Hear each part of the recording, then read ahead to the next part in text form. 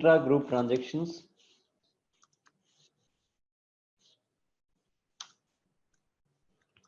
Sale of inventories. Now, when parent is controlling subsidiary, it is bound to happen that there is a related party relationship between both the entities, and they may sell to each other at inflated price or at low price than they charge in the normal market. So when goods are transferred, now if parent sells goods worth $4,000 to subsidiary for $6,000, half of the goods remain in inventory on the balance sheet date.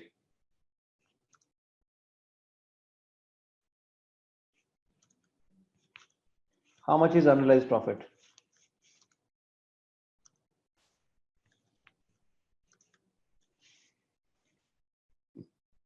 So we need to see the treatment of unrealized profit. Eliminate intra-group transaction as well as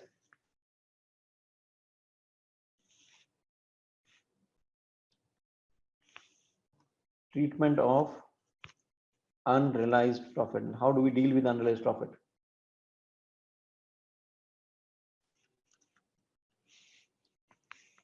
How much is unrealized profit in this case? How much is unrealized profit? Unrealized profit is a profit which remains as part of the books of parent plus subsidiary. Realized profit is which is sold outside to third parties. Now, goods which were worth 4,000 were sold to subsidiary for 6,000. If half of the goods are sold to third parties, they have been converted into known amounts of cash. But half of the inventory is still inflated. Now, what happens on consolidation? Inventory of parent plus subsidiary gets added. The inventory which was worth 4,000 gets added at an amount of 6,000 if no component of inventory was sold. But half of the goods are sold. Now 2,000 worth of inventory gets added at 3,000 in the books. How much is unrealized profit? Because half of the goods are sold. That means whether parent sells to third party, they would have converted half of the goods into known amounts of cash. Whether subsidiary sells, half of the goods are gone out of the group and they have converted into known amounts of cash. Now the inventory which is remaining as part of subsidiary's books, it should have been 2,000, but it is included at an amount of 3,000. How much is unrealized profit?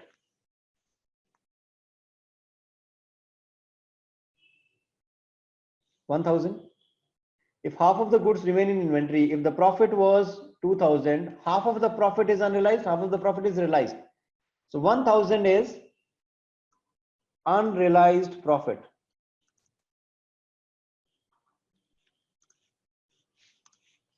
And in case of consolidation, unrealized profit is eliminated in full. Will not apply any percentage that we have acquired only 80%, so we'll eliminate only 80%. Because parent is controlling subsidiary and they're controlling it. When they're controlling it, they are able to direct it the way they want it. So if there is any unrealized profit, that is directly being controlled by parent and should be eliminated in full. Whether parent selling to subsidiary or subsidiary selling to parent doesn't matter. Unrealized profit is eliminated in full. Where we'll make this adjustment? If parent sells goods, what are the earnings of parent? Where we are including the earnings of parent? We're including the earnings of parent in working note number 5, group retained earnings. So we'll simply write less unrealized profit on sale of goods minus 1,000.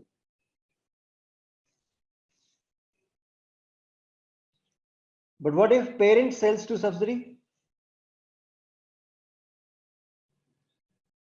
Sorry, subsidiary selling to parent.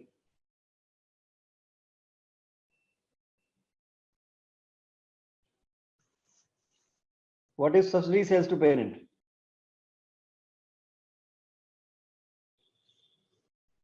Subsidiary sells goods worth $12,000 at a price of $15,000.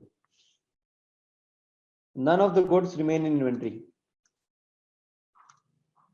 How much is unrealized profit? How much is unrealized profit?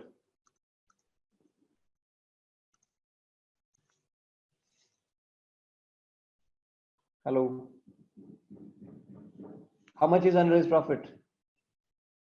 Zero. Nothing, because they have been successful in selling it to third parties. But if 1/3 of the goods remain in inventory, then unrealized profit is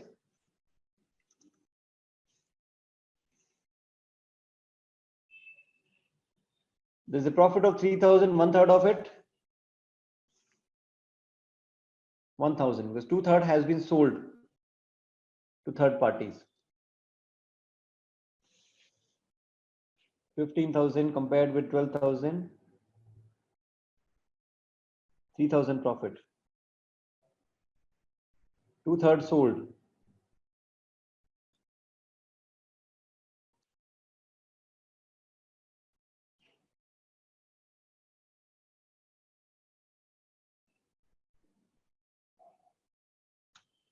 Remaining 1,000. So 1,000 is an unrealized profit, which is inflating the figures of inventory by 1,000. So what is the adjustment? Where will make this adjustment?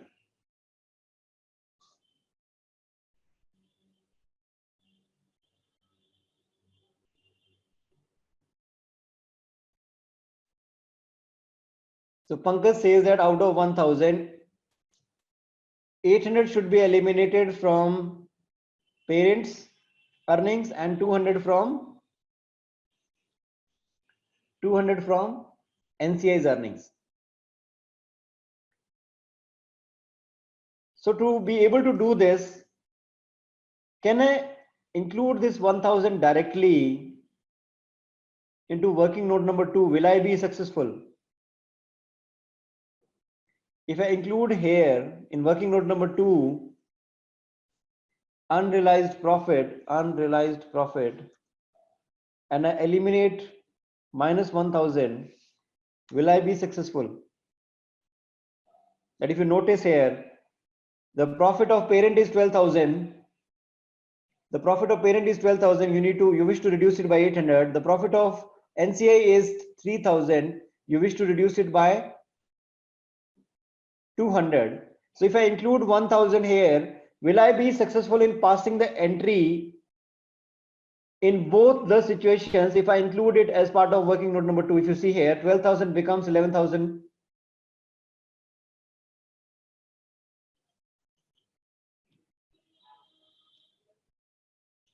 Minus 1,000. 12,000 becomes 11,200 and 3,000 becomes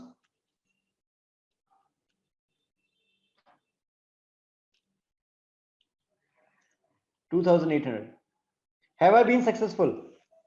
If I include this unrealized profit, when subsidy is selling to parent, if there is any unrealized profit of subsidy. So this is the arena of subsidy. If you notice here, WT2, working note number 2, any adjustment relating to subsidy will be part of working note number 2. Any adjustment relating to parent will be forming part of working note number 5.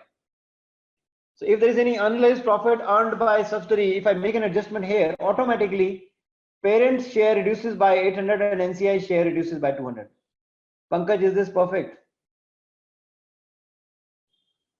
Manoj?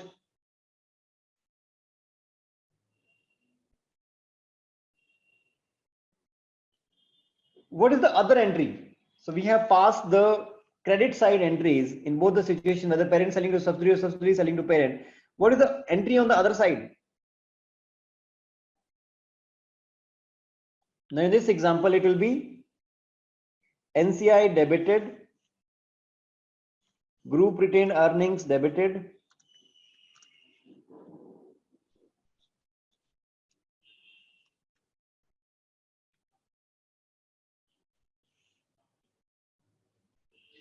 what will be the credit entry? Inventories. Inventories are supposed to be reduced by 1000. 800 from group retained earnings, 200 from NCI.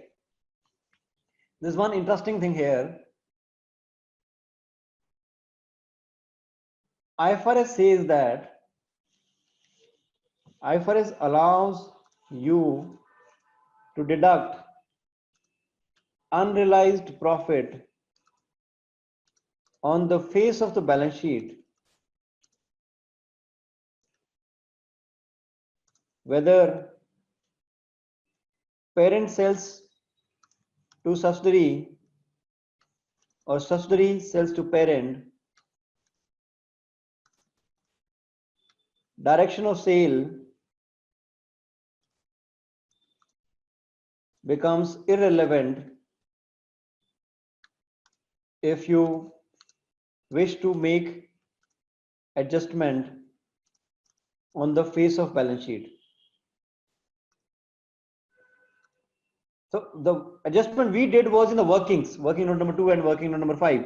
But if you wish to make an adjustment on the face of the balance sheet, what will be the adjustment? Directly it will be group retained earnings, debit, credit, inventories. Whether parent selling to subsidiary or subsidiary selling to parent, we can directly make the adjustment on the face of the balance sheet. Group retained earnings and unrealized profit is eliminated in full. Without even unrealized profit is eliminated in full. But this will not go well among the people who are not happy or who cannot get away with this idea that why NCI is not being deducted with 200. So for emotional people, I would recommend that do not do this adjustment on the face of the balance sheet, though there is a choice by IFRS that you can make this adjustment on the face of the balance sheet because this is not very much material. You can make this adjustment on the face of the balance sheet, or the other or the best option which I recommend to avoid any emotional accounting, it's always better that if parent is selling to subsidiary, make the adjustment in working note number 5. If subsidiary is selling to parent, if parent selling to subsidiary, make the adjustment in working note number 5, unrealized sale. If subsidiary is selling to parent, make the adjustment in working note number 2. So I do not allow you to make the adjustment on the face of the balance sheet. I would recommend you to make the adjustment in working note number 2 if subsidiary is selling to parent. This automatically assigns the adjustment to parent as well as NCI. Is this clear with everyone? Hello? Is this clear? This was treatment of unrealized profit on sale of goods. Another thing is differentiating, though this is something which everyone knows, but I'll highlight it purposely, differentiating between markup and margin. This is mathematics, but this creates a confusion in the minds of accountants. So if the information says that the goods were sold at a markup of 20%, or the goods were sold at a margin of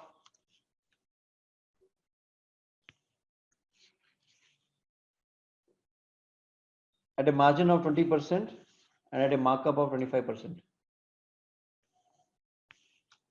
Do you believe life is going to be very easy that they'll give you cost of 20,000 and they'll tell you that it was sold at a markup of 25%? You can easily apply 25% into 20,000 and you'll get to know cost plus markup figure. Do you think they'll do this? So when they give markup, they'll always give selling price. They're very clever. When they give markup, They'll always give selling price. They'll not give you the cost. Because if they give you cost, markup is always on cost. Markup is always on cost. Margin is always on selling price. Margin is always on selling price. And if margin is on selling price, they'll not make your life easy by giving you selling price directly. You apply the percentage in the selling price, you get the margin out of it. If they'll give you margin percentages, you'll be given cost. If they give you markup percentages, they'll give you selling price. So when markup is always on cost, we assume that for markup, if selling price is given to us and markup is 20%, when markup is 25%, will be given selling price. So in that scenario, we'll assume, in case of markup, always assume markup, assume cost as 100. And in case of margin, assume selling price as 100. Life will be easier. So if markup is given 25% markup, then assume cost as 100, profit 25%, selling price becomes 125. And if I'm given the selling price of 20,000, this means this 20,000 is representing 125. 20,000 is representing 125, and I need to know the cost. I can multiply by 100 and I can know the cost.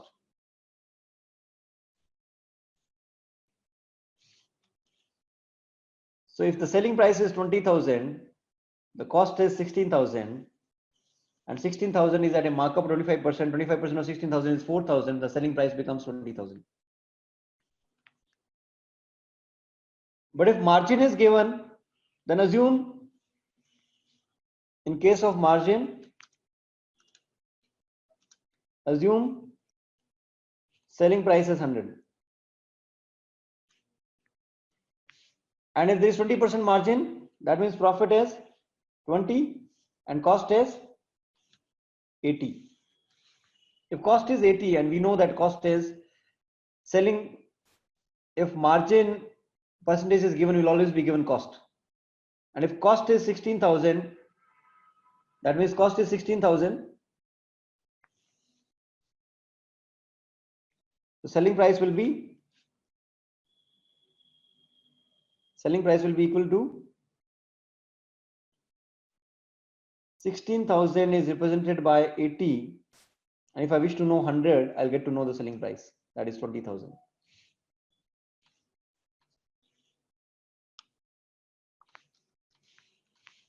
So simple.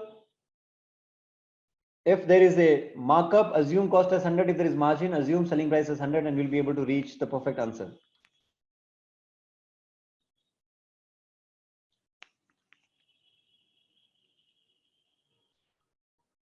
Now, how to deal with non-current asset transfer? How to deal with sale of non-current assets transfer?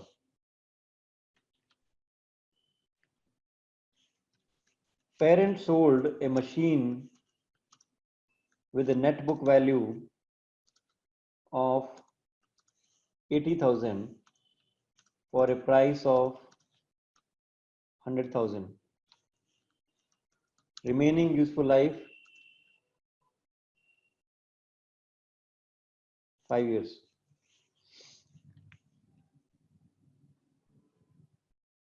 Parent sold a machine with a net book value of 80,000 for a price of 100,000. What was normal depreciation in the books of parent? After 1 year, if the asset is worth net book value of 80,000, after 1 year, what will be the depreciation charge in the remaining useful life in the books of parent? What is the depreciation charge in the books of subsidiary now?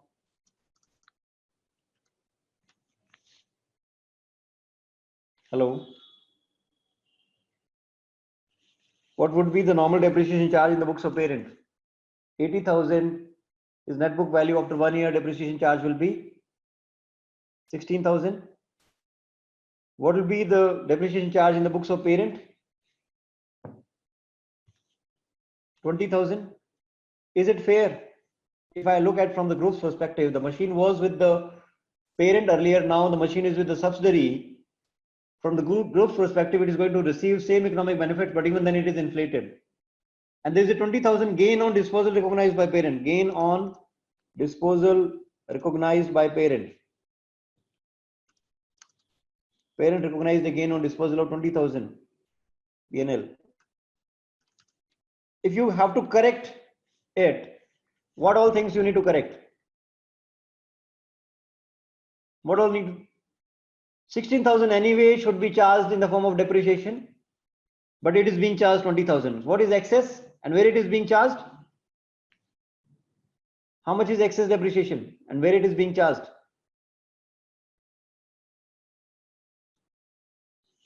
Excess depreciation, where it is being charged in the books of subsidiary. Excess depreciation, 4,000. There is an additional debit of 20,000, 4,000 additional debit. So we reverse 4,000. If I have to reverse 4,000, where do I make this adjustment? Working note number 2, right? Where I need to reverse this gain on disposal? Working note number 5.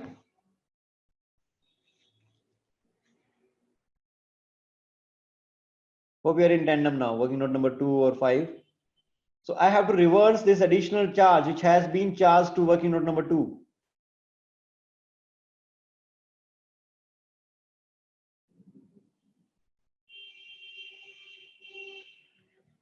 Excess depreciation will increase my net assets or will decrease my net assets? Excess depreciation. It has been already charged. So I wish to include back 4,000. I add back to the net assets of the company that it is not being charged. It was excess being charged. Made the adjustment in working note number 2. Reversal of the profit on disposal in working note number 5. Less profit on disposal of machine. Add back 20,000.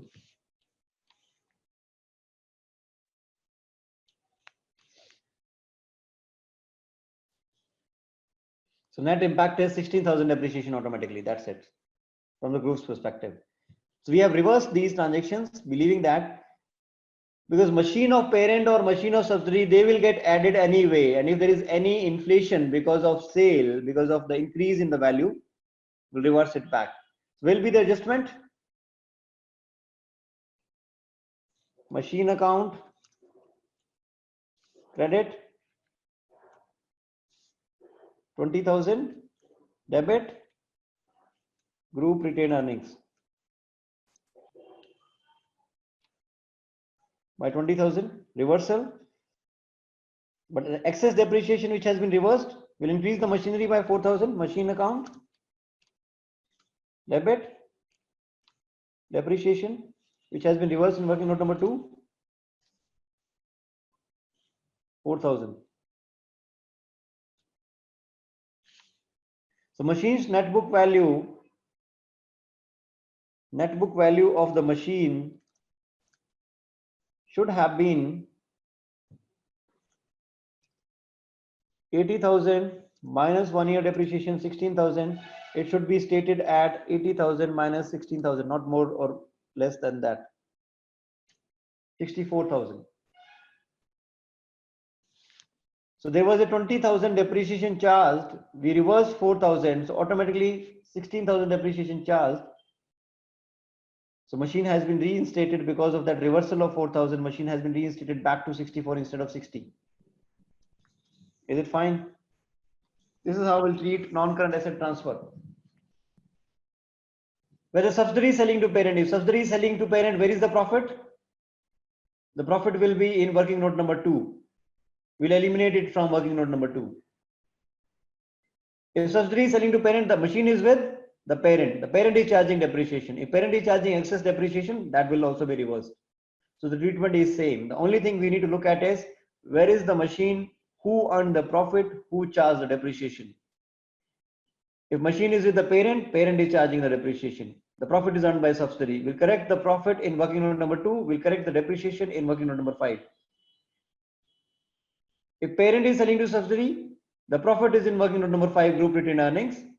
Subsidiary is charging excess depreciation, so we'll need to correct excess depreciation in subsidiary's books. Is this clear? Hope the treatment of unrealized profit on sale of goods and transfer of non-current assets is clear, whether parent selling to subsidiary or subsidiary selling to parent. Any doubt, please ask. Any doubt, please ask. If there is an associate selling, if an associate or joint venture sells goods to parent, or parent sells to associate or JV, unrealized profit to the extent of share in associate or JV is eliminated.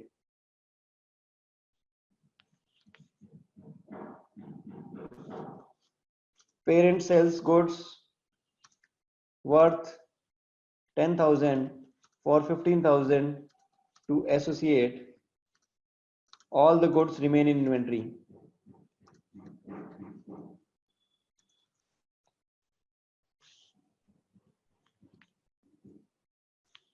The investment in associate is worth 25%. How much is unrealized profit? If you read the lines very clearly, how much is the unrealized profit?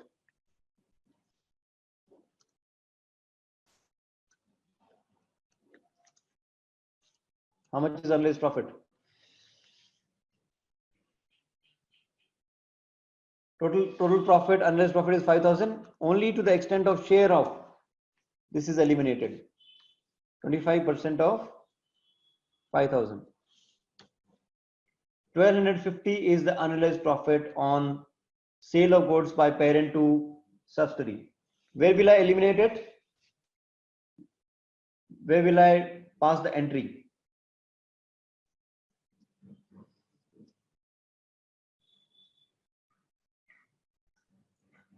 Associate is presented as a single line item in the balance sheet. In working note number 5, one entry is an investment in JV or associate.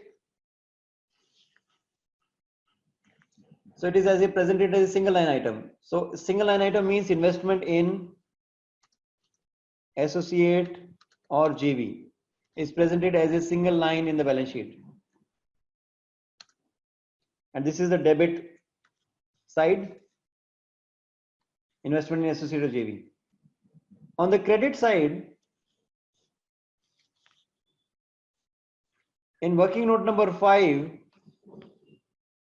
in group retained earnings, we have share of profit from associate included in working note number 5. So if there is any adjustment to be done, where we'll do that? If there is any adjustment to be done, where we'll do that? Because whether parent sells to associate or associate sells to parent, the profit in both the cases is in working note number 5. In case of subsidiary selling to parent, the profit was in working note number 2. In case of parent selling to subsidiary, the profit was in working note number 5. But in case of an associate or JV, in both the situations, the profit is part of the group retained earnings, either directly or indirectly. Indirectly through share of profit from associate if associate sells to parent, and if parent sells to associate, the profit is directly part of group retained earnings. I need to eliminate it. So where will I make this adjustment? In working note number 5, group retained earnings, I'll reduce unrealized profit. Unrealized profit eliminated. In both the situations, I'll be eliminating it on group retained earnings 1250. So if I'm reducing 1250, from the profits, my investment in associate on the debit side will also be reduced by less 1250. Agree? So there's an adjustment of unrealized profit in the debit side when we are trying to calculate the value of investment in associate. It begins with cost of investment in associate plus share of profit less any unrealized profit eliminates from the debit side as well as on the credit side. Is this clear? Because we are doing single line accounting, this is known as equity accounting. This is how the treatment of associate or JV is done. Any doubt in this? Any doubt?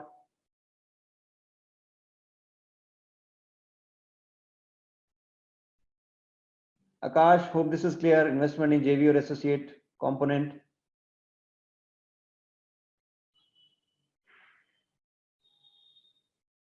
Okay, thank you. Consolidation seems easier.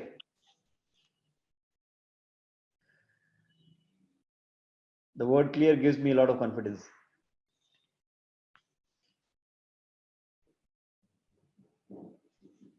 So this is how we'll deal with treatment of unrealized profit, whether with subsidiary, parent, associate, whether sale of goods, inventories, or transfer of assets between parent and subsidiary.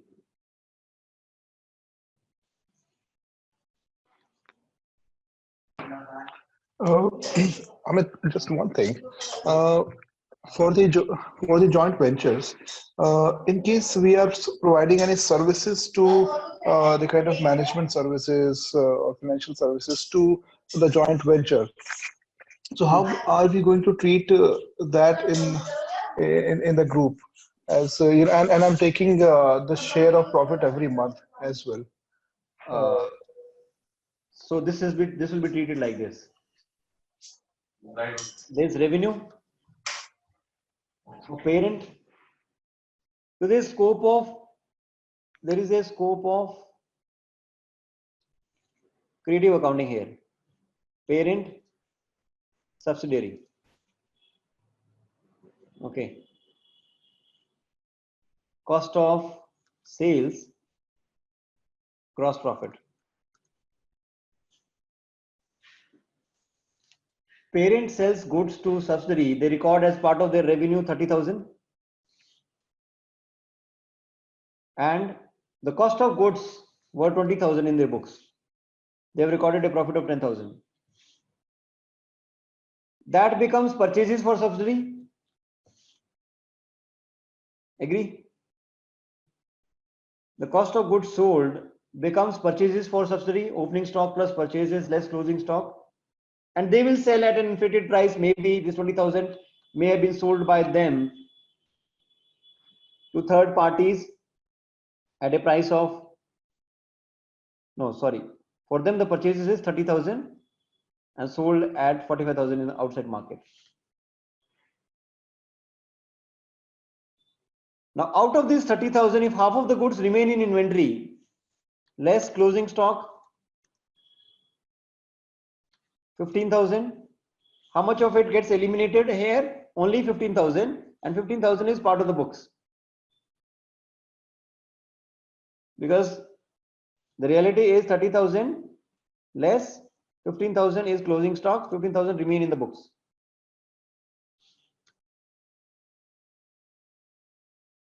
And they sold the remaining 15,000 at a price of 20,000 or other sales 40, 50. So this revenue is consisting of other sales as well. Or if I remove it from here.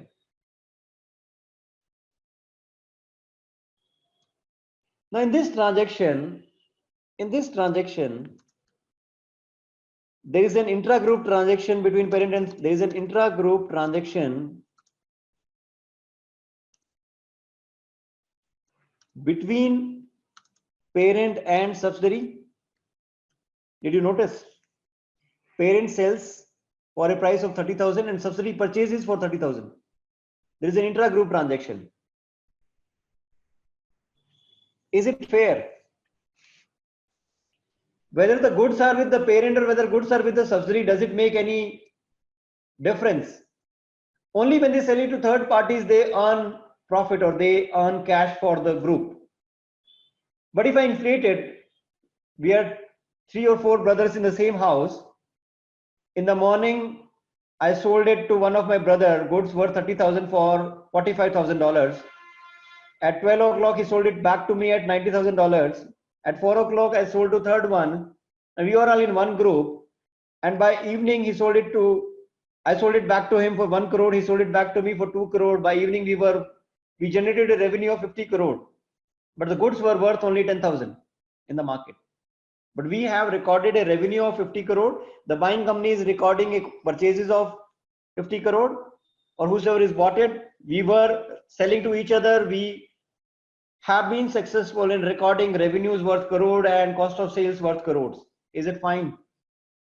Is it real? What do you say, Bhanu?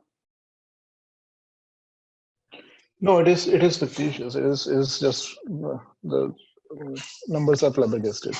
What shall we do? What shall we do? Less? It will be all eliminated. All eliminated, so it means less 30,000 from both sides. Less from revenue, less from cost of sales. So automatically I've been successful in bringing back my cost of purchases to 0 and revenue to 0.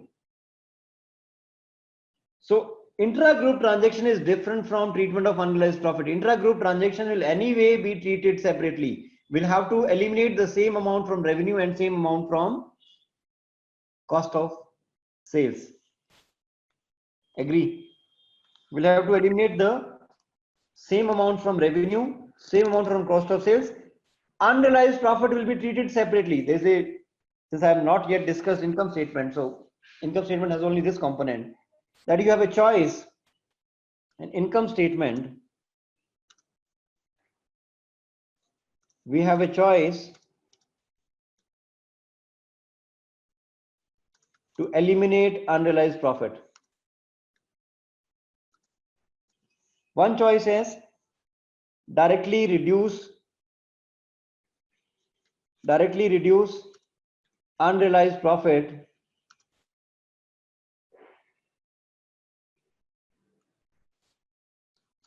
from gross profit figure. The other choice is increase the cost of sales.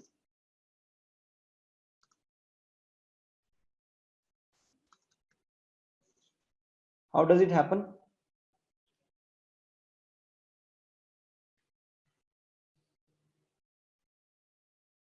If the income statement will be parent plus subsidiary, the revenue is suppose 90,000 and cost of sales is 70,000. Total gross profit is 20,000, but there is an unrealized profit of 10,000 in it. Unrealized profit of 10,000. One way is to reduce directly 10,000, less unrealized profit 10,000, and the profit becomes automatically 10,000. Or for ease or for understanding, let me take unrealized profit as 13,500.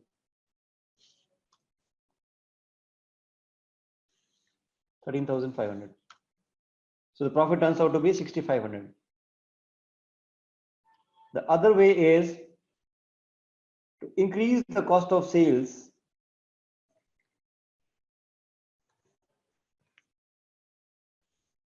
add unrealized profit to cost of sales. If I add unrealized profit to cost of sales, that is 13,500. The cost of sales turns out to be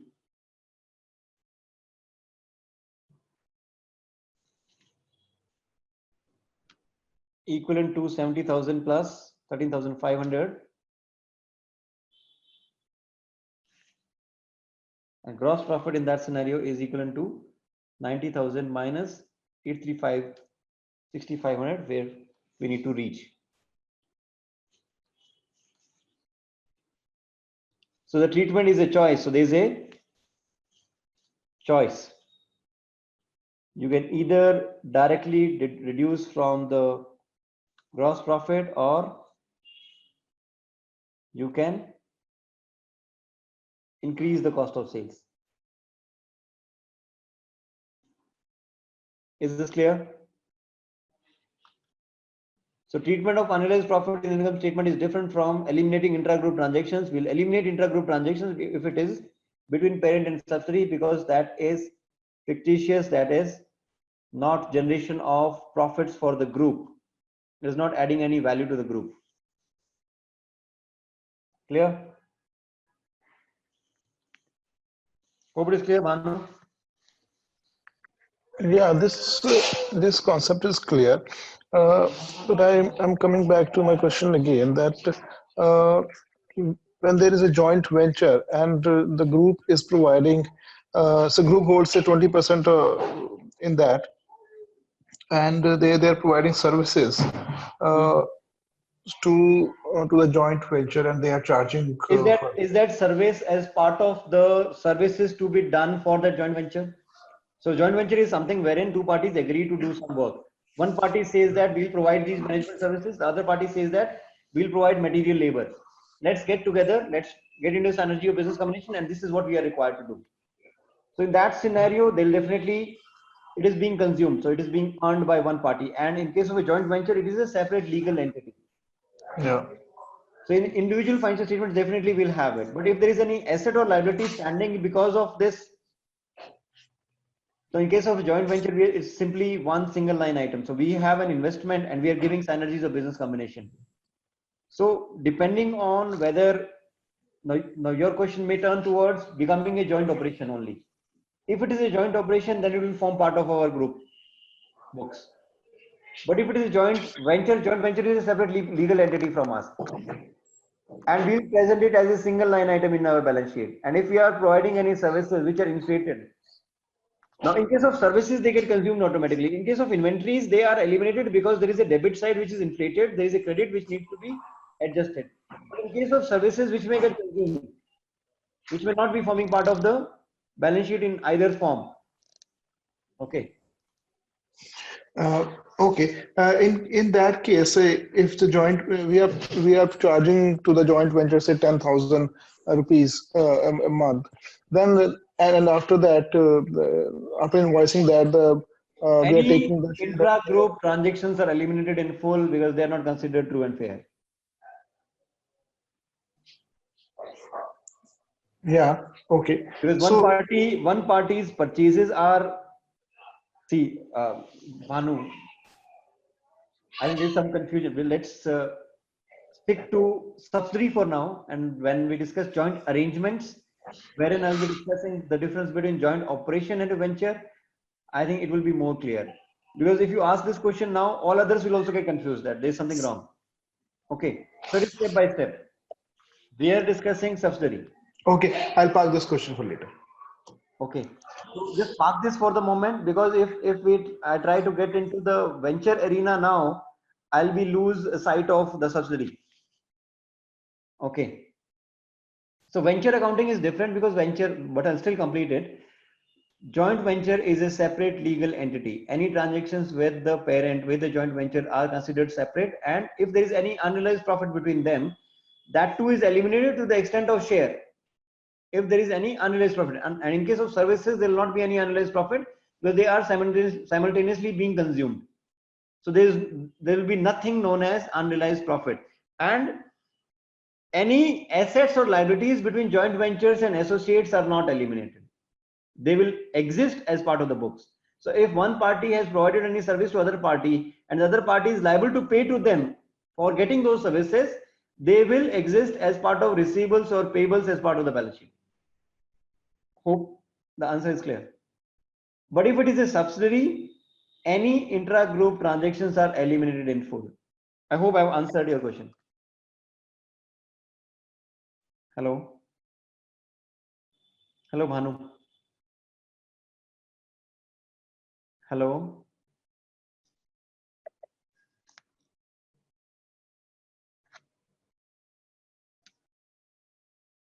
Hello, Bhanu.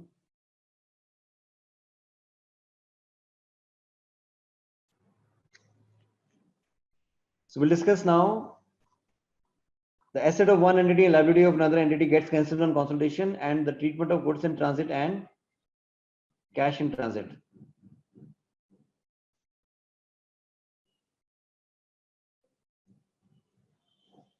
Accounting treatment of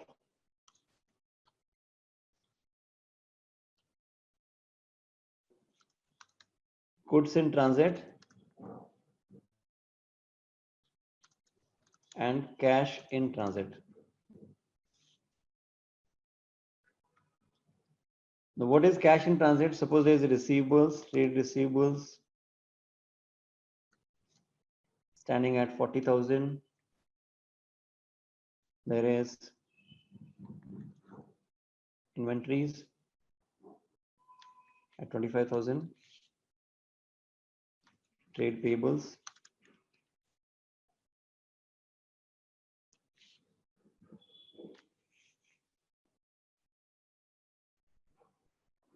$30,000. Cash 15,000. So we get to know that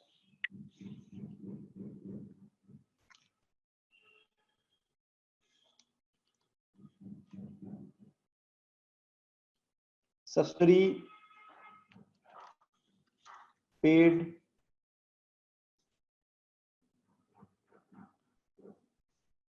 $10,000 by check, but it has not been received.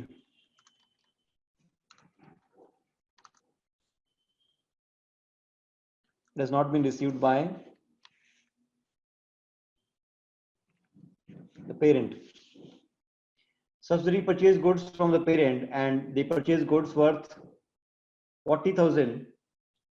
So they reduced 10,000 because they paid 10,000 by check, but the parent did not receive it. So they continue to show as part of the receivables 40,000. And it also says that all the trading was between parent and subsidiary only.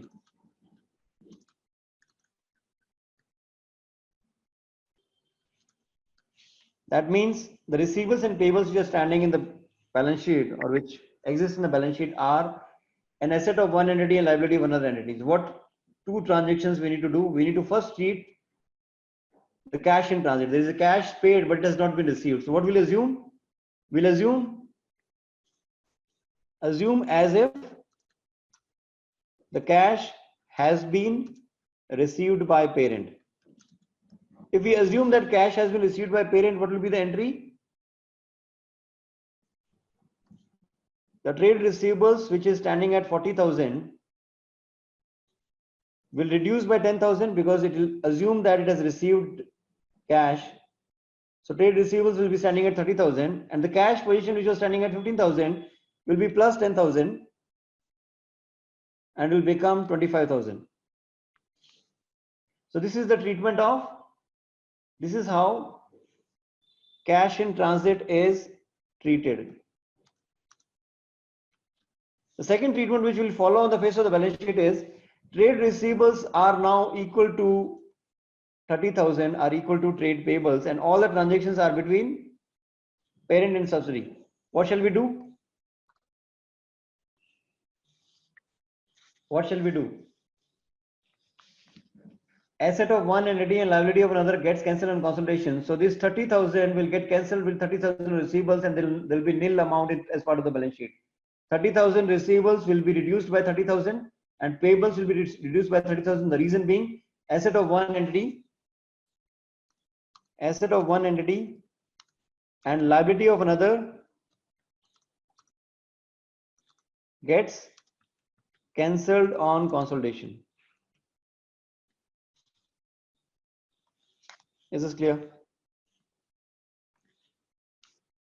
The second scenario can be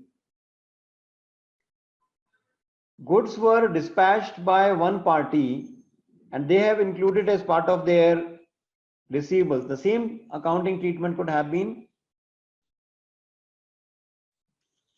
for goods in transit.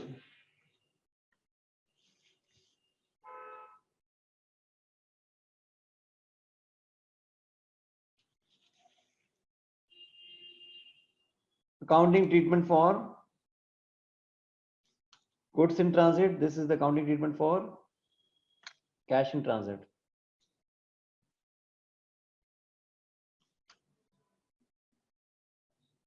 It could have happened that goods sold by parent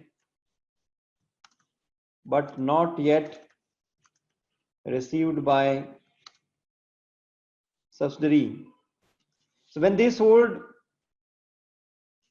the inventories left the firm.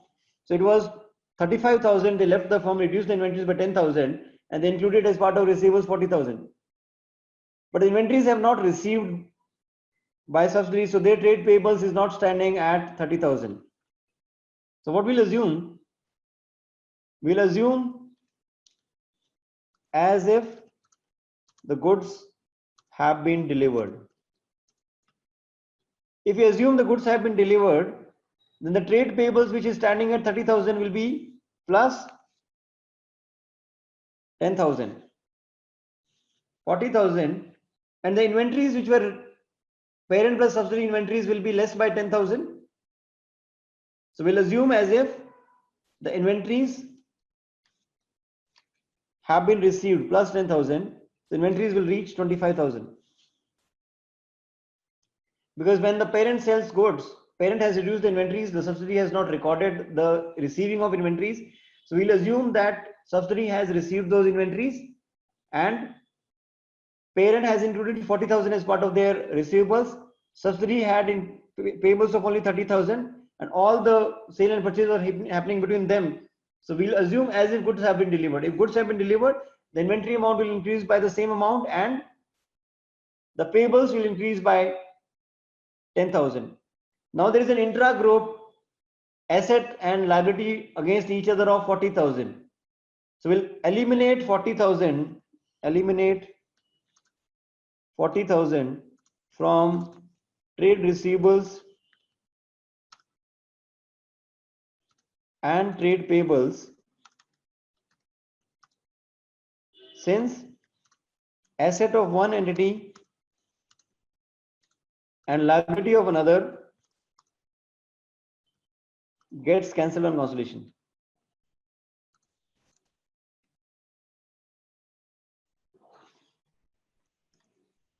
This is how we'll deal with goods in transit and cash in transit. If anyone has any doubt till now, please ask. This is how we'll deal with all the 5 workings if we have any balance sheet questions. So in the balance sheet, so I've not taken up yet income statement, though I've discussed one component of income statement, how to treat unrealized profit in an income statement. And we have a choice that we either reduce it directly from the gross profit. So in the income statement, mainly this is one component which is of importance. And otherwise it's whatever is the information given in the income statement, we'll discuss that in detail. But for now, as far as balance sheet is concerned, is the consolidation concepts clear and the treatment of 5 workings is clear. So if you know these 5 workings, we'll be easily able to navigate through the consolidation question and we'll be able to divide the question into 5 workings. Working note number 1 to 5. If anyone has any doubt till now, please ask. So these are the principles which we have discussed. IFRS 3 business combination. So working note number 3 is actually IFRS 3 business combination. Working note number 3, calculation of goodwill, is covering IFRS 3 business combinations, which says that we need to fair value all the net assets. We need to fair value, include the fair value of contingent consideration and considerations which we are paying for acquiring it, and we calculate goodwill whether on fair value basis or on proportional basis. This calculation is IFRS 3 business combinations. These are the concepts of single line by line consolidation, that we have added assets of parent and added assets of subsidiary. We have added liabilities of parent, liabilities of subsidiary. In the middle, investment in subsidiary gets cancelled with share capital of subsidiary. We do not include. Is the reason in the consolidated financial statements we include only share capital of parent. Treatment of unrealized profit on sale of goods, on sale of assets, treatment of intra-group transactions, valuation of NCI. This is how balance sheet is to be treated.